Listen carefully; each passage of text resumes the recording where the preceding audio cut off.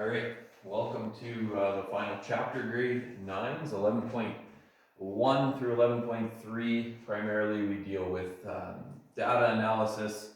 In a lot of ways, I think this is hardly math, but it is in the program of study, so we have to go through it. A lot of stuff dealing with data collection, surveys, that sort of thing is what we deal with in grade 11, or sorry, in chapter 11. Okay, so we'll just dive right into it. Various factors, we're going to look at a bunch, they're listed here, but we'll just look at this situation and talk about how this survey could be skewed or biased, or what are some of the things that are involved in the collection of the survey.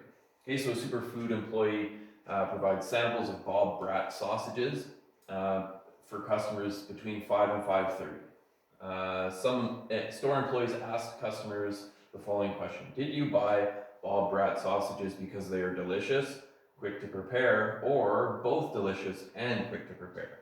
Okay, so clearly some bias in the question. They're only giving you the positive options, it looks like. So they come up with these results. 6 thought it was delicious, 4 easy to prepare, and then altogether 8 thought both. Okay, and then a few weeks later, the store flyer shows over 90% of shoppers love Bob Brat sausages because they taste great and they save time. Okay, so what might be influencing factors? So obviously the fact that they only gave you positive options would skew the data, and even the 90%, I'm not even sure where that comes from, but they only asked customers who bought the sausages. So to say 90% of shoppers probably isn't accurate, because they were only asking people who had it in their cart, so they obviously liked it if they were buying it.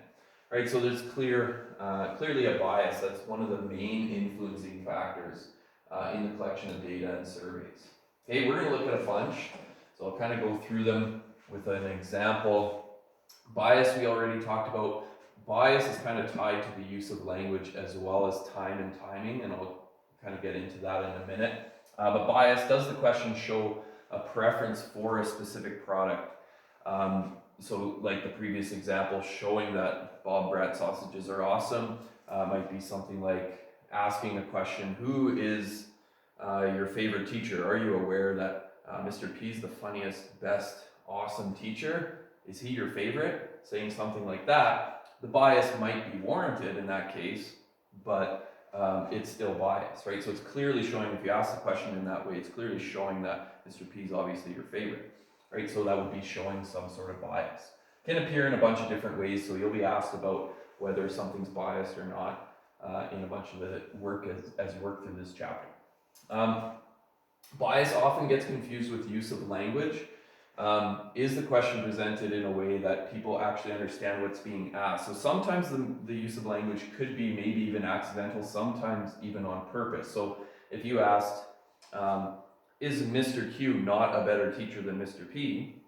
Then if you say yes, it's actually misleading. So if you answer yes to is he not a better teacher, then you actually mean the opposite of what you might think you mean, right? So the misleading wording in the question could cause you to answer the question in a way that you weren't actually intending. So making sure that the language is actually something that you can understand.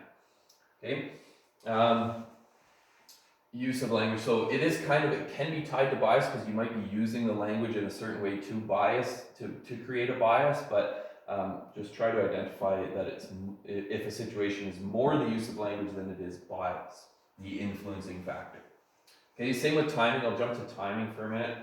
Does the time the data were collected influence the results? Is the timing of the survey appropriate? So for example, if you went outside a big stadium right after an NFL football game and you asked, what's your favorite sport, to all the people who started coming out, well, the timing, you're probably going to get results that are heavily in favor of football, right? People whose favorite sport is football, they'll go to football games, right?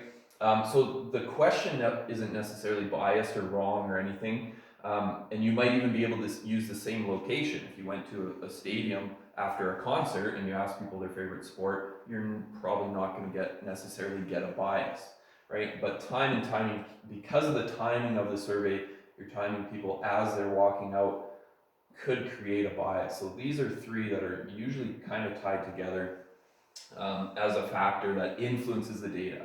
Doesn't mean that you can't do that, but it just means You have to be aware that these are factors that influence your results in a survey. Okay, ethics. Does the question refer to inappropriate behavior? So typically with ethics, it's not a common one, but sometimes you'll come across situations where you're offering a reward or something like that, which is not considered ethically okay. If I asked you the question, when you commit crimes, do you prefer theft or do you prefer assault? Right? It's obviously ethically wrong. You're not asking people about the crimes they commit. You shouldn't be committing crimes, right? So ethically, these things are not moral. Cost, does the cost of the study outweigh the benefits? If I survey the whole class and I say, if you submit results to this survey, I'll give you an all expenses paid trip to Mexico for a week. Well, that's a huge cost. So is the cost actually worth it for the results you're going to get from a survey, right? Or even mailing out surveys, it could be a significant cost. Okay, so those are factors involved in the giving of data. Privacy, do people have the right to refuse? So if you continually hound them and try and force them to give answers, or if you have surveys, for example, where you put your name on it, usually not okay. So that would be an influencing factor. You might even have questions where kind of personal information might be asked for. Somebody asks for your PIN number, don't ever give that, obviously, right? It's something you have every right to your own privacy. You don't have to give responses. And then the last one, cultural sensitivity. Might the question offend people from different cultural groups? So one common thing that comes across is like certain foods that certain groups might not eat. If you talk about what's your favorite way to prepare pork? Well, there's certain religions like Jews typically don't eat pork. Then you might be something that they might find offensive. Again, it's not necessarily that you can't do that. You just have to be aware that that might be something that is an issue for certain groups. Okay, so those are some of the influencing factors that we come across in this section, and so it's important that you get to know these inside and out, be able to come up with an example for each and identify them. So we'll look at those